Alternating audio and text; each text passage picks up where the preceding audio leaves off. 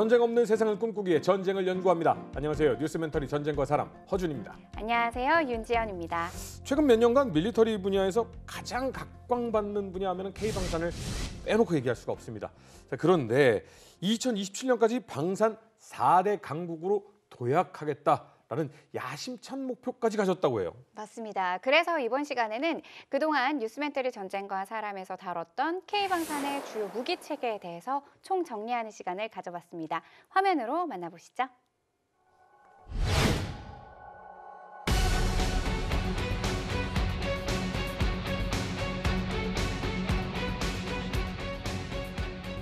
이 다연장 로켓의 현재 버전에서 가장 앞서 나가는 게 M270 아니겠습니까? 그렇습니다. 이 우리나라의 다연장 로켓과 이 성능을 좀 비교하면 어떻습니까? 공통점과 차이점은 한 3가지로 요약할 수 있을 것 같습니다. 먼저 공통점을 말씀드리면요. 우리도 천무도 전부 모든 사격 통제 장치나 이런 것들이 디지털화 되어 있습니다. 디지털화 되어 있다는 것을 한마디로 표현하면 전부 버튼으로 다 가능합니다. 몇 초 간격으로 버튼으로 다 사격까지 완벽하게 다 가능합니다. 두 번째는 사격하고 나서 이게 재장전하지 않습니까? 그것도 천무도 미군의 하이마스처럼 전부 포도 형태로 해가지고 2분 40초간에 다 가능을 합니다. 그 다음에 사거리도 지금 천무 같은 경우는 한 80km까지 날아가도록 되어 있거든요. 하이마스나 M270A1과 그 동일합니다. 그리고 위력, 탄의 위력도 역시 뭐 분산탄, 그 다음에 단일탄도 다 가능합니다. 그런데 이제 여기서 차이점이 한 3가지가 있는데, 네. 첫째, 구경이 틀립니다.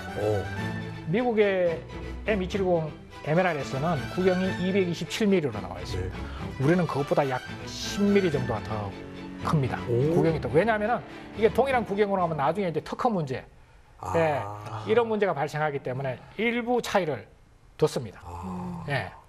두 번째는 지금 미군의 M270A1은 거기에 미사일까지 다 발사할 수 있습니다. 네. 근데 우리는 아직까지는 그까지는 안 돼 있습니다. 대신에 더 저희가 특화된 강화가 있습니다. 뭐냐면은 130mm 다연장을 이제 도태시키고 저걸 대체하면은 천무로 대체하면은 그 엄청난 탄약 있지 않습니까? 그렇죠. 엄청 비싸거든요. 네.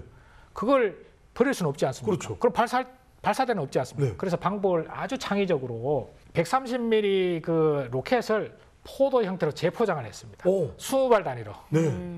그러면 한 포도에 20발씩 하면은 저기 2개 포도를 딱딱 끼워 넣으면 40발을 쏠 수 있는 거예요. 미국은 6개 포를 하나의 미사일로 발사할 수 있는 카트리지를 개발했다면, 네. 우리는 지금의 천무를 전 카트리지 버전으로 꽂을 수 있게. 그렇습니다. 굉장히 창의적이죠. 네. 그래서 그런 측면에서 사실은 굉장히 이게 무기 체계를 이제 결국은 기존의 탄까지도 활용할 수 있도록 만들었기 때문에 굉장히 창의적이고 칭찬받을 만하고요. 높아심에 그냥 질문드립니다. 네, 그렇습니다. 말은 그럴듯하지 않습니까? 근데 진짜 그 전 버전, 그러니까 9버전 포탄을 이 로켓을 발사하는 카트리지를 끼워놓고 실제 시험 발사도 많이 했겠죠? 그렇습니다. 그 인터넷에 보면요, 육군이 그런 시범을 보인 적이 있습니다. 동해안에 가서 130mm 20발들이 포드를 끼워 넣어가지고 이렇게 저기 보시면은 사격을 하고, 그 다음에 130mm, 230mm급 그렇게 6발 총 12발 다연장 로켓으로 또 사격하는 것을 동영상이 그대로 있습니다. 자, 지금 대한민국의 이 방위 산업 전 세계로 뻗어나가고 있습니다. 혹시 다연장 로켓 수출을 계획하거나 이미 했거나 있나요? 예, 수출한 사례가 있습니다. 그런데 이거는 이제 비공개로 아주 일부만 설명드릴 수밖에 없을 것 같습니다. 왜냐하면은 무기 체계를 수출할 때는 그 국가가 이 부분을 비공개로 해달라고 요청하는 게 있습니다. 왜냐면 알리면? 그렇습니다. 전략을 파악당한, 전술을 파악당한. 2가지 측면이 있는 거죠. 이제 국제 정치적으로 복잡한 문제가 있거나 내가 이런 무기체를 가지고 있다는 게 알려지는 순간에 상대방이 적국이 또 거기에 대한 대응책을 강구할 수 있기 때문에 통상 이제 화력 무기 체계를 수출할 때는 통상 그 국가에서 가져와서 쏴봐 이렇게 요구합니다. 그러니까 저런 무기 체계를 결국 이제 배로 싣고 가는 거죠. 그렇죠. 그걸 탄도 싣고 갑니다. 그리고 사격을 해줍니다. 현장에서 실제로. 그래서 모 국가에 가서 사격을 했는데 뭐 충분히 여러 발을 가져갔겠죠. 단 2발에 통과. 오케이, 통과했습니다. 탄 아까워 쓰지 마. 정확한 거 알았어. 딱 2발 쐈는데 통상적으로 이야기하는 정확도의 몇 배가 더 정확도가 더 잘 나왔습니다. 그래서 더 이상 볼 필요도 없다. 그래서 오케이 해서 아주 우수하다는 평가를 받고 수출된 사례가 있습니다. 그리고 이게 천무 수출과 관련해서 최근에 일부 언론에 나온 어느 국가에 뭐 천무가 수출될 가능성이 있다 이렇게 많이 나왔죠. 어느 나라라고 혹시 폴란드. 폴란드가 다연장 로켓 천무 288문을 도입하기로 한 겁니다. 올해 안에 본 계약이 마무리되면 내년부터 인도가 시작될 것으로 보이는데 계약 규모는 7조 원에서 8조 원 가량이 될 것으로 알려졌습니다. 저희 거 한번 써보면 이거 못 빠져나갈 텐데 그냥 마성에 푹 빠질 텐데. 네, 많은 국가들이 대한민국의 무기로 자국을 지키는, 공격하는 힘이 아닙니다. 지키는 힘을 가졌으면 하는 바람이 또 한번 있습니다. 자, 아무리 저희 무기를 원하는 국가가 많다고 해도 사실 너무 가격이 비싸면 조금 도입하기가 힘들지 않겠습니까? 그렇죠. 이게 사실 요즘 무기 시장의 어떤 트렌드인 것 같아요. 미국이 생각해보면 7, 80년대 이후로 그 하이테크 무기, 그러니까 자신들의 피해는 최소화하면서 성능으로 압도하는 무기를 많이 만들다 보니까 전반적으로 미국산 무기들의 가격들이 다 높아졌어요. 그렇죠. 그러니까 아주 요구 수준이 높고 그거 다 충족하는 정말 좋은 무기지만 이제 웬만한 나라들이 지금 대량으로 운영하기 좀 힘든 무기들밖에 시장이 남지 않아서 마침 그 같은 시기에 우리가 사용하기 위해서 그 가격과 성능의 비율을 잘 이룬 우리 국산 무기들이 이제 와서 좀 빛을 보고 있다는 생각이 들어요. 천무가 보통 발사대 가격이 한 30에서 40억 정도 비싸죠. 하지만 하이마스는 한 6, 70억 정도 합니다. 두 배네요. 이제 하이마스가 천무의 2배 값인 거죠. 게다가 천무가 발사되는 로켓은 훨씬 많아요. 그렇죠. 그러다 보니까 이게 아무래도 이제 좀 더 매력적인 무기로 다가오는 거죠. 지금 당장 급하게 많이 사야 되는 무기라면은 뭐 아무래도 이제 천무가 점점 더 매력적으로 다가오는 거죠. 솔직히 하이마스는 이미 지금 우크라이나에서 뭐 어떤 전쟁을 통해서 그 자신들의 성능을 지금 바로 실시간으로 지금 입증하고 있는 상황이잖아요. 사실 그 때문에 하이마스에 대한 수요들이 지금 특히 유럽에서 아주 폭증하고 있는 상황이기도 한데 또 더구나 이제 전술 미사일을 당장 사용할 수 있다는 장점도. 그럼 이제 혼나 이제 단순히 이제 어떤 전술적인 차원이 아니라 전략적인 수단으로서도 사용될 수 있는. 그러니까 활용의 여지가 정말 큰 무기인 거죠. 그러니까 하이마스가 장점이 분명한데, 근데 지금 아직 미국이 우크라이나에 전술 미사일을 함께 제공하진 않았단 말이죠. 하이마스는 제공했지만 전술 미사일 제공하진 않았어요. 근데 만약에 미국이 이런 태도를 유지한다면 뭐 폴란드나 이런 지금 하이마스를 원하고 있는 나라에서도 우리 전술 미사일은 말고 그냥 다연장 로켓 발사 체계만 팔고 싶어라고 얘기한다면 사실 천무랑 비교했을 때 하이마스가 갖고 있는 장점 하나가 이제 사라지는 셈이거든요. 그러면 당연히 천무로 갈 수밖에 없어요. 성능은 엇비슷한데 가격은 훨씬 싸요. 천무가 좀 더 이제 많은 주목을 받을 수밖에 없는 상황이라고 아마 유럽 국가들도 대체로 지금 당장 다연장 로켓포를 선택해야 된다 하면은 하이마스보다는 천무가 조금 더 유력한 상황이라고 할 수 있겠습니다.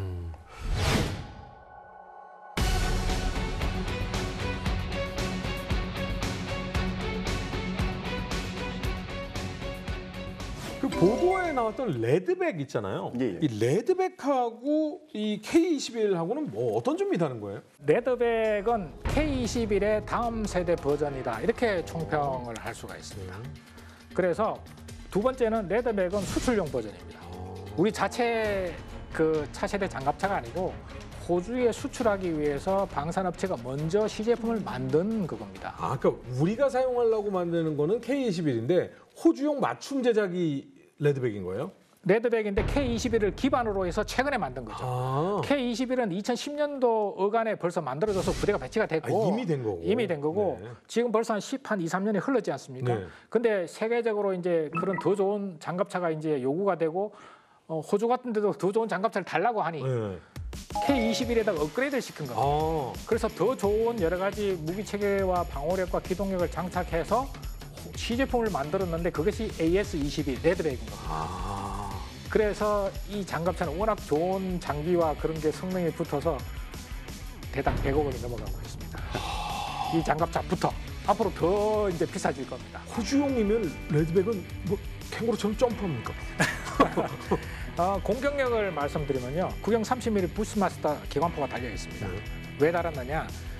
호주는 기본적으로 서방제 표준의 서방 장갑차의 표준은 다 25mm, 30mm 정도의 기관포를 장착합니다. 그래서 우리의 그 K21을 기반으로 했지만은 40mm가 아니라 30mm 기관포를 장착한 겁니다. 이건 호주의 요구 사항이었습니다. 첫 번째 단. 두 번째, K21에 지금 대전차 유도 미사일이 없다고 그러지 않습니까?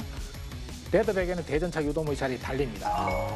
그것도 가장 성능이 뛰어난 이제 이스라엘제 스파이크 대전차 미사일 이건 사거리가 한 4km 이상 됩니다.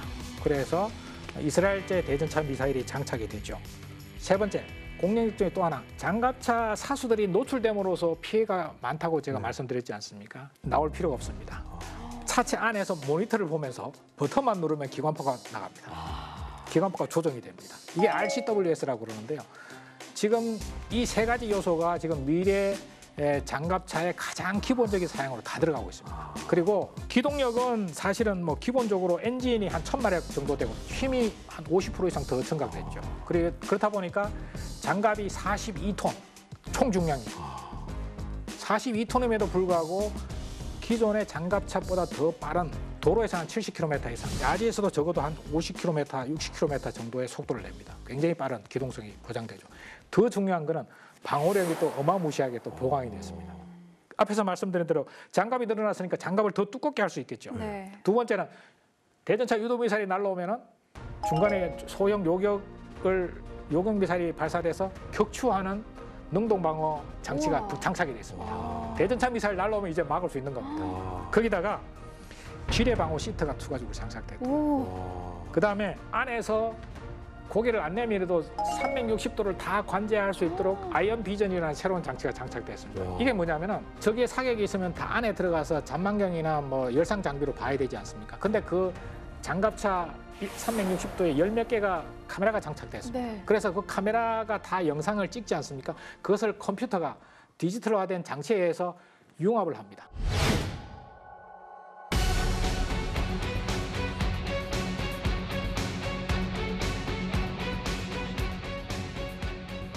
한국은 흑표 K1에서 멈추지 않고 K2로 진화합니다. 그렇죠.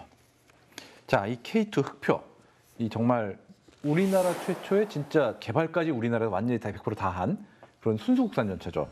이 K2 흑표는 2007년에 처음 이제 시제품이 공개됐는데 실은 개발 자체는 그거보다 한 10몇 년 전부터 시작을 한 거예요. 이게 지금 가장 큰 특징은 주포가 바뀌었어요.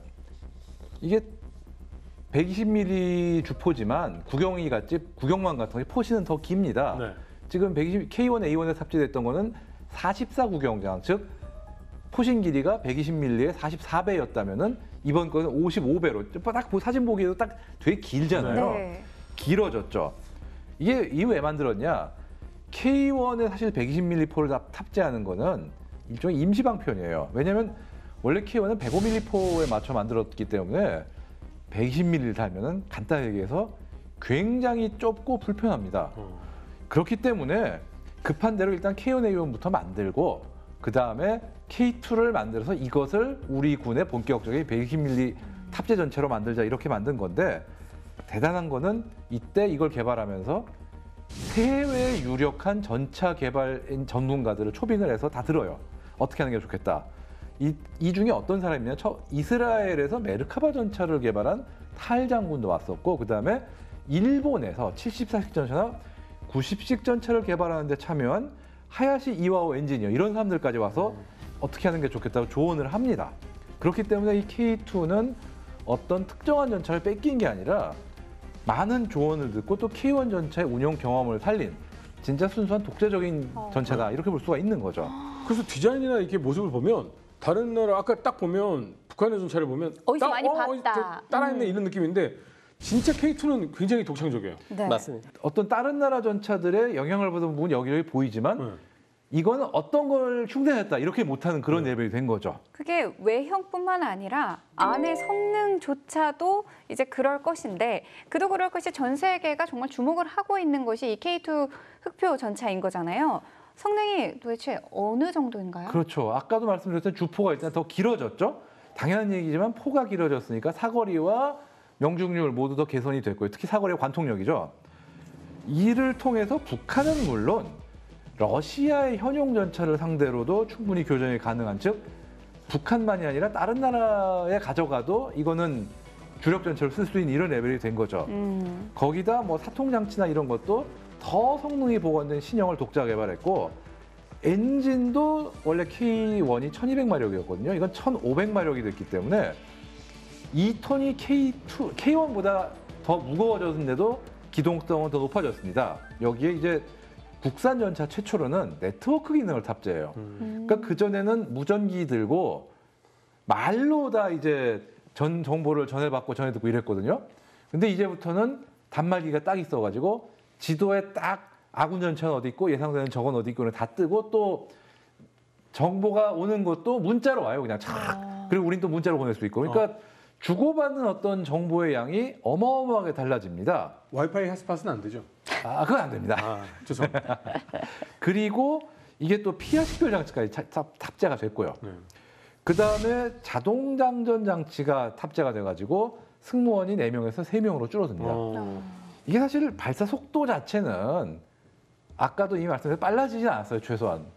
그러나 어느 상황에서도 안정적으로 장전할 수 있고 사람의 피로도와 관계가 없다. 그렇죠. 이게 특히 중요한 네. 게 기동간 사격에서 중요하거든요. 왜냐하면 그렇죠. 기동간 사격 시에는 주포 안정 장치가 작동을 하기 때문에 포가 이리저리 아위를 계속 움직이기 때문에 그렇죠. 안정적으로 포탄을 장전하는 게 쉽지가 않아요. 과속방지턱 넘어가면서 어떻게 장전할 겁니까? 그런데 이제 자동 장전 장치는 이게 걱정이 없는 거죠. 그리고 또 이게 이 포구 동적 감지기 이거를 한 단계 더 높은 수준으로 설치를 해가지고 이번에는 이동하는 동안에도 그러니까 포가 흔들려도 사동 장치가 최적의 타이밍을 계산해가지고 알아서 격발까지 해줍니다. 심지어 적 표적이 움직인다. 그러면 일단 사동 장치로 표적을 딱 포착한 다음에는 이거의 속도를 계산해서 지가 최적의 미래 위치에서 발사까지 해주는 한마디로 움직이는 것까지 알아서 추적해서 잡아주는 이런 기능까지 지금 확보가 됐습니다. 영화 탑건 어마어마한 같은 거죠. 거 보면 이제 락온 딱 되는. 그렇죠. 그리고 또 이게 방어력도 발달이 됐어요. 물론 장갑의 성능도 높아졌지만 중요한 거는 모듈형 장갑 개념이 설치가 됐어요. 뭐냐면은 장갑들이 다 부분 다 따로따로 교체할 수 있는 방식이기 때문에 예를 들어서 한 군데가 망가졌다. 그럼 거기만 떼서 바꾸면 되고 그 다음에 나중에 신형 개량형 장갑이 나왔다. 그럼 또 장갑 떼서 붙이면 되고 이런 식으로 굉장히 방어력이 높아졌고요. 또 능동 방어 장치가 추가가 됩니다. 이게 어떤 거냐? 레이더를 이용해서 적의 뭐 대전차 미사일이 날아온다. 그러면은 그 방향으로 대응탄을 딱 쏴요. 근데 그 대응탄이 터지면서 일종의 연막탄인데 그 대전차 미사일의 유도 장치를 교란하는 적외선 연막을 딱 터뜨립니다. 그렇게 해서 적의 대전차 미사일이 나를 못 맞추게 하는 소프트킬이라고 그러죠. 네. 소프트킬 능동 방어 장치가 달려 있습니다. 근데 이게 사실 문제가 있긴 있어요. 왜냐하면은 적외선을 이용하는 어떤 2세대 대전차 미사일을 교란하는 데는 쓸모가 있지만 레이저를 사용하는 방식이라든가 아니면은 아예 열상 센서를 갖춘 이런 더 발달된 세대 대전차 미사일에 대해서는 효과가 의심스럽고 그 다음에 아예 유도 장치가 없는 무유도 로켓탄 이것도 요격을 못합니다. 그렇기 때문에 원래는 이런 것들을 아예 직접 파괴해서 요격한 하드킬 요격 장치도 채택할 예정이었습니다. 개발까지 됐어요. 근데 뭐 여러 가지 이유로 전력화는 안 됐고 수출형 차량에는 이제 이스라엘제 트로피 능동방어 체계를 달아서 제한을 하는 이런 상황입니다. K2 이후에 우리는 어떤 전차로 나아가게 될까요? 지금 현재 국내 모 기업에서 이미 K3 전차라는 형상 연구가 이미 장착이 됐고요. 그 전차는 130mm 주포를 장착할 걸로 예상이 되고 있고 전차에서 드론도 운영하고 대전차 미사일도 운영하고 거의 뭐 만능의 전차처럼 만들 걸로 이제 예상을 하고 있는데 그런 것도 좋은데 저는 편집장님 의견에 좀 더 더해서 기본부터 충실하자라고 말씀드리고 싶습니다. 먼저 소프트킬 능력의 개선입니다. 장갑 방어력을 개선해야 돼요. 전차의 엔진룸, 장갑차의 엔진룸 이때를 방어할 수 있는 콥케이지라든지 기타 여러 가지 뭐 방어 기제들을 설치를 해서 한 번 정도 드론을 걸러낼 수 있는 뭔가를 만들어야 됩니다. 시급하게 설치를 해야 되고요. 증가 장갑과 폭발 반응 장갑, 모든 전차와 장갑차 K808 특히 이 장갑차에 반드시 장착을 해야 됩니다. 능동 방어 장치도 마찬가지고요. 두 번째로 드론을 운영을 해야 돼요. 굳이 우리가 K3 전차까지 가지 않더라도 지금 드론을 요격할 수 있는 방법이 크게 두 가지가 있거든요. 하나는 드론으로 드론을 유격하는 겁니다. 우크라이나군이 자주 쓰고 있는 방법인데 러시아의 란세3 드론이 날아오고 있으면 우크라이나군의 FPV 드론이 그걸 보고 있다가 가서 자폭해가지고 충돌로 떨굽니다. 또는 밑에서 기관총을 여러 개를 엮어가지고 소총 사격하듯이 기관총을 대공 사격을 해서 드론 요격하든지 이런 것들을 시급하게 준비를 해야 되는 거죠.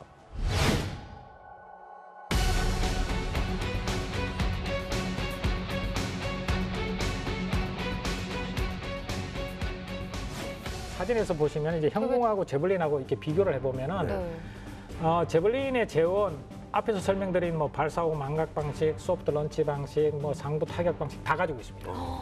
똑같다고 보시면 되고요. 관통력은 형공이 더 장점을 가지고 있습니다. 제블린이 600에서 800mm 관통력인데 형공은 900mm까지 되거든요. 왜냐하면 저 만들어진 시기가 제블린보다 형공이 한 10년 내지 15년 뒤에 만들어졌어요. 그러니까 최신 기술이 더 적용이 돼서 좀 더 최신으로 보여요. 그렇습니다. 관통력이 한 100mm 정도가 더 들어가 있고요. 사거리는 제블린이 조금 더 깁니다.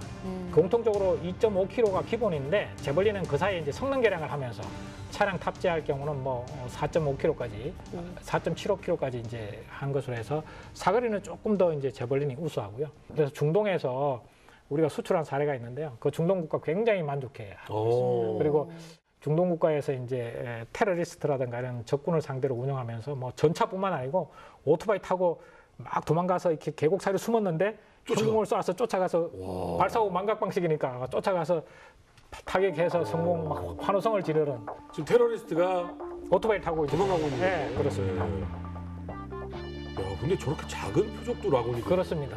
그래서 이게 그만큼 이제 센서라든가 이런 것들이 저기 성능이 좋다는 의미고 그 발사후 망각 방식 같은 장점이 바로 저런 데서 이제 볼 수 있는 거죠. 그러니까 기본적으로 낙원 하기 위해서는 가시선에서 일단 낙원을 시켜야 되지만은 잠깐 어디 은폐된 지역에 사라지더라든가 숨더라도 따라가서 저기 파괴할 수 있는 그 성능이 있는 거죠. 게다가 날아오는 게 잔인하게 보이지도 않으니. 오.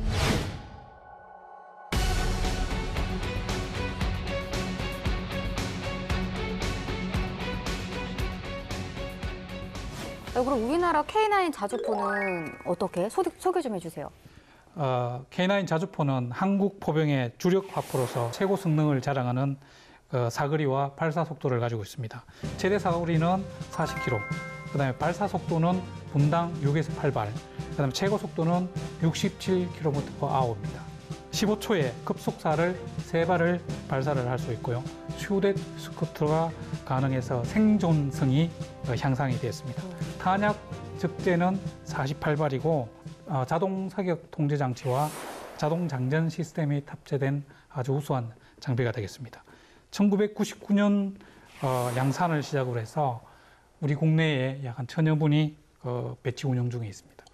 와, 이 얘기는 15초에 3발을 꽝꽝꽝 쏘고 67km로 전력으로 이동하고 또 꽝꽝꽝 쏘고 이걸 16번 기동한 다음에 뒤로 가서 보충하고 다시 또 앞으로 엄청난 기동력과 화력을 자랑하겠네요. 맞습니다. 그래서 휴대용 스쿠터를 달성하기 위해서 개발할 때 1000마력의 엔진이 사실은 필요했던 겁니다. 그래서 이 자주포의 동력 장치는 1000마력의 엔진이 탑재되어 있습니다. 그러니까 뭐 엄청 강하면서도 빠르게 회피를 가능하다. 이거 우리 기술이라는 게 더 참 자부심이 있는데 언제부터 개발된 거예요? 일단 K9 개발사에 들어가기 앞서서 네. 한국군이 자주포를 언제부터 개발을 했고 어떤 과정을 거쳤는지에 대해서 알아가야 될 것 네. 같습니다. 한국군이 한국에 제대로 된 자주포를 운영하게 된 것은 K55 자주포가 배치된 1986년 이후라고 보시면 될 겁니다. 하지만 K55의 원천 기술은 한국에 있지 않았어요. 미군이 월남전부터 사용을 했던 M109 자주포의 이 기술을 받아와서 만든 이 자주포이기 때문에 순수한 대한민국의 기술이다라고 말을 할 수 없는 그런 자주포였습니다. 물론 뭐 조립하고 생산은 뭐 대한민국에서 했지만요. 하지만 1980년도에 들어서 국방과학연구소는 기존의 자주포에 비해 더 먼 사거리를 가지고 더 정확히 타격할 수 있으며 조종 등이 용이한 그런 자주포의 개발을 들어가게 됩니다. 그게 바로 K9 자주포의 태동이 되는 거죠. 그런데 개념 연구가 종료될 무렵 군에서는 이 장거리 사격 능력과 북한군 포병 대비 수적 열세를 극복할 수 있는 사거리 40km 이상인 52 구경장 자주포의 소요를 제기하게 된 겁니다. 국방과학연구소에서 개념 연구를 했는데 이걸 마칠 때쯤 군에서 52구경장 자주포가 필요하다고 의견이 나왔군요. 네, 그러니까 포의 길이가 기존에는 좀 짧았어요. 그래서 간단히 말씀드리면 포의 길이가 짧아지면 포신의 길이가 짧아지면 사거리가 짧아집니다. 네. 근데 포신의 길이가 길면 길수록 사거리는 늘어나지만 그것도 밸런스를 맞춰야 되는 거예요. 그렇죠. 무조건 길게 만들 수는 없는 거죠. 그런데 이 북의 이 위협이 늘어나니까 일단은 그러면은 이 52 구경장의 포신을 갖춘 자주포를 만들어 달라라고 군에서 소요가 나온 거죠. 그런데 문제가 당시에는 이 세계적으로 39 구경장의 자주포를 전체적으로 운영을 했어요. 52 구경장 자주포를 실제적으로 개발을 해서 이 표면적으로 운영을 하는 국가는 독일의 PGH-2000 자주포 단 하나였습니다. 그러니까 만들기가 힘들다는 거예요. 그렇죠. 독일이면은 뭐 전차 기술 그리고 포기술에서 전 세계 거의 압도적인 1위인 국가입니다. 그 국가에서 성공시킨 거를 군에서는 야 우리도 그거 비슷한 거를 갖다 줘 이렇게 얘기를 한 거죠. 그런데 또 누굽니까? 또 그걸 해냅니다. 사실은 이게 되게 쉬운 것 같잖아요. 말로는 해냅니다라고 말씀드렸지만 그 시간이 조금 길고 그리고 험난한 도전이 있었죠. 하지만 말씀드린 대로 해냈죠. 네. 우리 군은 모델명이 K9이니 90년도에 개발을 완료하자라는 야심찬 목표를 세워서 개발에 착수를 합니다. K1 전차 개발, K55 자주포 기술 도입 등에 투입됐던 인원 그리고 그때 얻은 노하우를 총 투자를 해서 약 7년 만인 1998년에 체계 개발에 완료를 합니다. 자, 우리 독자 기술로 52 구경장 자주포를 개발에 성공한 건 독일 이외엔 전 세계에서 최초였죠. 네, 여기서 구경장 이렇게 얘기를 하는데요. 구경장은 지금 155mm 탄을 52 구경장이라 그러면은 52배를 하면 됩니다. 155mm에 52배를 하면은 포신의 길이가 8m가 되는 겁니다. 그래서 지금 현재 K9 자주포의 포신의 길이는 8m가 되겠습니다. 예를 들어 19경장이다. 그러면 10배 정도의 길이를 가진 거고 59경장이다. 그러면 50배 정도의 길이를 가진 거고 이게 구경장이 늘어날수록 포신이 길어지는 거네요. 맞습니다. 예.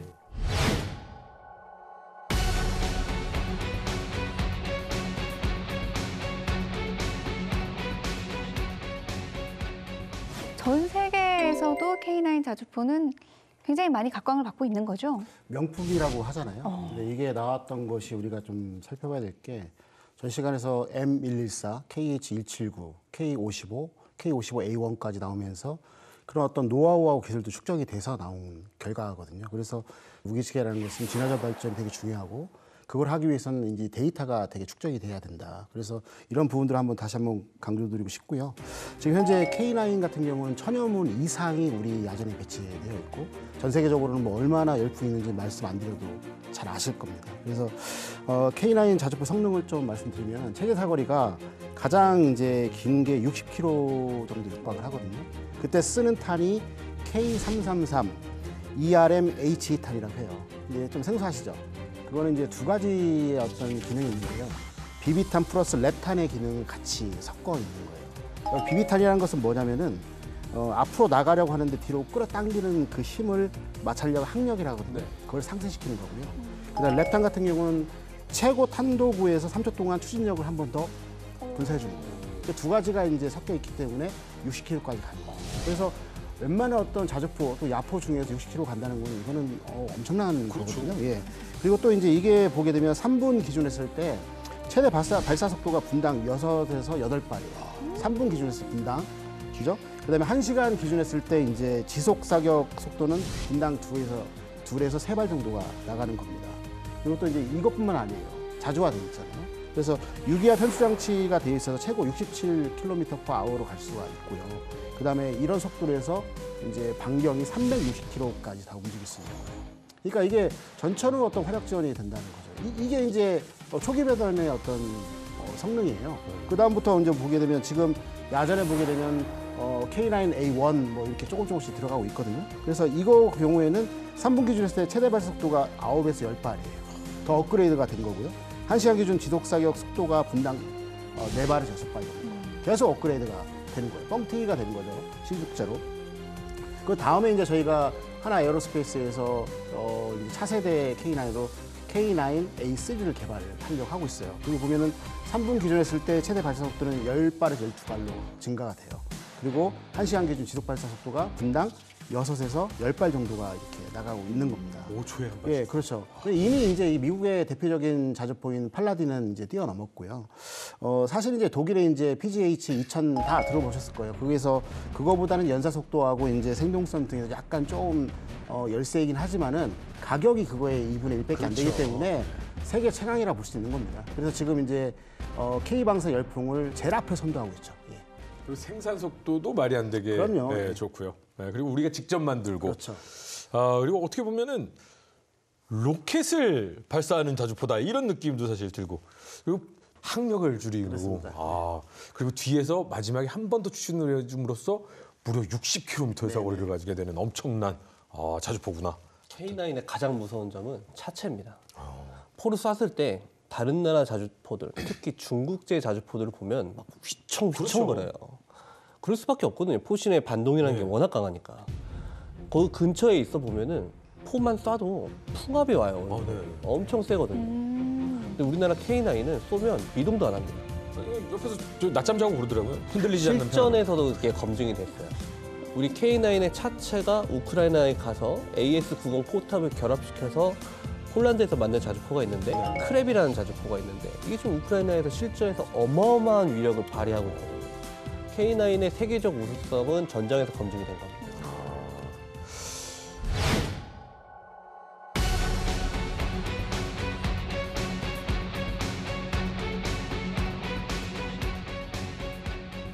북한군이 연평군 일대에 민간인 거주 구역에 무차별적으로 폭격을 했었잖아요.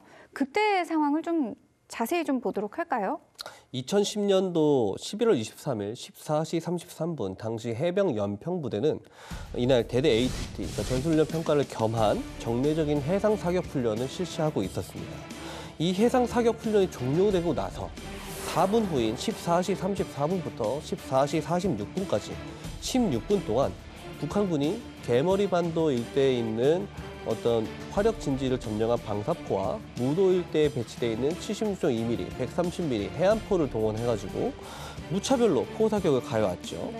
북한군이 발사한 해안포 및 방사포 150여 발 중에 60발은 군부대와 민가로 낙탄을 했고요. 근데 그 중에서 또 90발은 해상에 떨어졌어요. 그리고 우리 해병 연평부대는 K9 자주포를 유해진지로 긴급 대피를 시킨 다음에 이제 주민 여러분들도 대피를 시켰죠. 그 다음에 14시 36분 비상 대기 중이던 우리 공군의 F-15K와 KF-16 한 4대가 출격을 했고 인근 공역에서 대기를 하고 있었습니다. 그리고 14시 39분부터 14시 46분까지 해병대 사령관 지시에 의해서 K9 자주포가 야외 포상 진지를 점령을 하고 적 도발에 대한 대응 포격 준비를 완료하게 되죠. 서해 연평도 북쪽 건너편으로 12km 떨어진 북한군 개머리 해안포 기지에서 갑작스럽게 연평도에 포탄이 떨어지기 시작한 것은 오후 2시 34분. 북한 포탄 수십 발은 연평도에 배치된 해병대 K9 자주포 진지에 집중적으로 쏟아졌고 일부는 민가에 떨어지기도 했습니다. 우리 군은 교전 규칙에 따라 포탄이 날아온 북측 개머리 해안포 기지를 향해 K9 자주포 80여 발을 대응 사격했습니다. 교전은 2차례에 걸쳐 50여 분간이나 진행됐습니다. 당시 훈련 중이었던 연평부대 즉각적으로 대응에 나섰습니다. K9 자주포로 응대를 했는데 구체적인 반격 상황 한번 짚어주시죠. 그날 이제 2010년도 11월 23일 잊을 수가 없는 날이죠. 그때 이제 그 해병대의 포병부대가 즉각적인 사격 반격을 통해 가지고 어떻게 보면은 좀 뭐랄까 통쾌하기도 하고 다시는 이제 도발을 못하게 하는 어떤 조치를 취했어요. 근데 그걸 할 수 있었던 이유가 딱 두 가지가 있습니다. 첫 번째, 그 사건이 그 포병 도발 사건이 일어나기 전에 포병 부대가 몇천 발의 어떤 이제 해상에서 포병 훈련, 사격 훈련을 했다는 겁니다. 그러니까 뭐냐면 사격 준비가 되어 있는 어떤 태세를 갖춰져 있다는 거고요.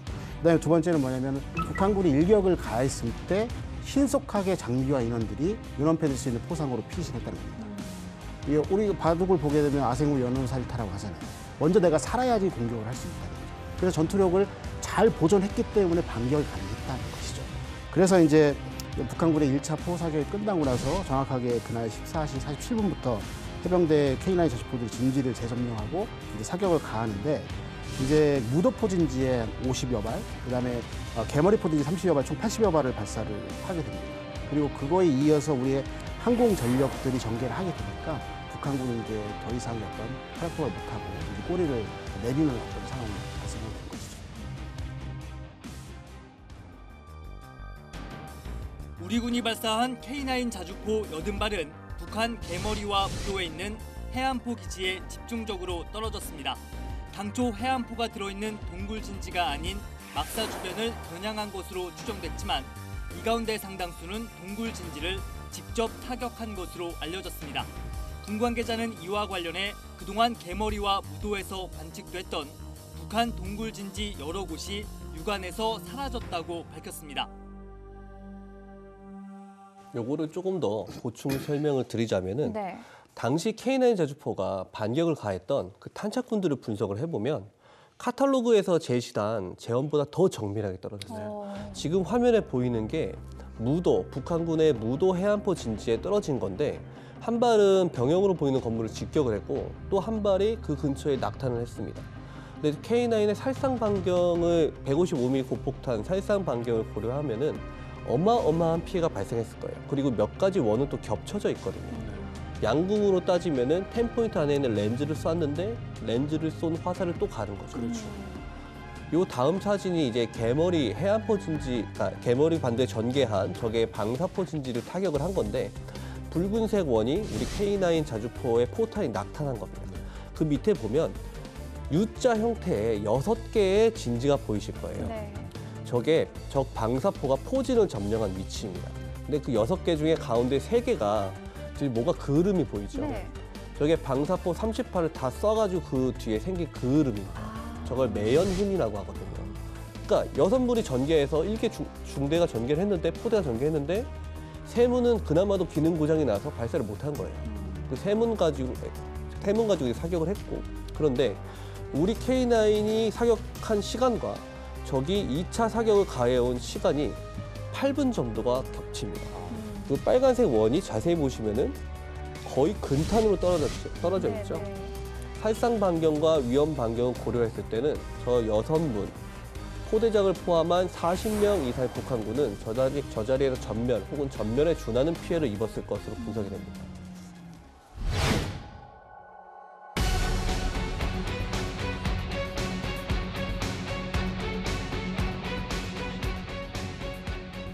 우리 국군은 이 K9의 성공을 통해서 만족하지 않고 계속해서 이 개량형으로 나아가고 있는데 앞으로 K9 자주포의 방향은 어떻게 될까요? 우리 지금 현재 국방역시 4.0을 단행하고 있지 않습니까? 네네네. 거기서 핵심적 키워드라고 하게 되면은 유무인 복합, 맨드 앤 언맨드 이제 티밍이거든요. 그래서 지금 K9A2가 나왔으니 K9A3가 한 2030년대 정도에 이제 전력화가 될 걸로 보는데 아마 뭐 세계 최초가 될 수 있을지도 모르겠지만은 세계 최초의 유무인 복합 자주포로 만들려고 하고 있어요. 하고 있는데 여기에서 이렇게 갈 수밖에 없는 이유가 있는데 첫 번째는 뭐냐면은 인구 절벽이 있고 우리가 지금 현재 병력 가용 자원이 별로 없잖아요. 그렇기 때문에 예를 들어서 그 기존의 어떤 K9 같은 인력에 의해서 뭐 4명에서 6명 사이가 운영한다 하게 되면은 한 문당 1명이 운영하는 꼴로 가야 되겠다라는 거. 그다음에 또 이제 인구 절벽에서는 이제 사람이 없는 거를 어떻게 또 이제 보충할 수 있냐면 사람이 안 죽으면 되잖아요. 전투를 하면. 그죠? 그렇죠. 예, 방어력을 강화하는 방향으로 가야겠다 하면서 나온 어떤 것들이 뭐가 있냐면 첫 번째는 이제 그 자주포 안에서 이제 인공지능을 사격 통제 장치에다가 이제 무인화를 시키면서 인공지능을 집어넣는 거예요. 그럼 장전수가 없잖아요. 자동화 시켜버리니까. 그렇게 할 수가 있고 또 뭐라고 했냐면 실질적으로 이제 적보다 먼저 빨리 싸우기 위해서 전투 효율성을 높여지면은 생존성이 되니까 거기다 혼합 형식의 XR 같은 것들을 가시화시켜서 전장 관리 체계를 좀 이렇게 더 적보다 엄청나게 우수하게 만드는 방법이 있고 그리고 또 이제 조종 측면에서도 보면은 앞에 선조 차량과 유인으로 가고 뒤에 있는 것은 AI를 통해 자율조정을 통해 갖고 후속 조행을 할 수 있도록 이렇게 하는 여러 가지 방법들을 지금 현재 강구를 하고 있어요. 그래서 결정된 건 없지만은 이런 방향으로 해서 유무복합으로 가고 결국에는 운용하는 사람을 줄이되 전투 효과는 극대화시키는 방향으로 지금 첨단 과학 기술을 덧입히려 하고 있다. 이 정도 좀 말씀드릴 수 있겠습니다. 자, 지금까지 전 세계 방산을 주도하고 있다라고 해도 과언이 아닌 K방산에 대해서 한번 얘기를 들어봤는데요. K2 흑표, K9 자주포 등 정말 많은 대한민국의 무기가 전 세계의 평화를 지켜줬으면 하는 바람 가져봅니다. 자, 그리고 방위 산업이 반도체나 자동차 산업처럼 이 대한민국의 주력 산업이 되는 건 아닐까 하는 살짝 기대감도 생긴 것 같습니다. 전쟁 없는 세상을 위해서 전쟁을 연구하는 뉴스 배터리 전쟁과 사람, 다음 시간에는 조금 더 흥미로운 주제로 돌아오도록 하겠습니다. 감사합니다.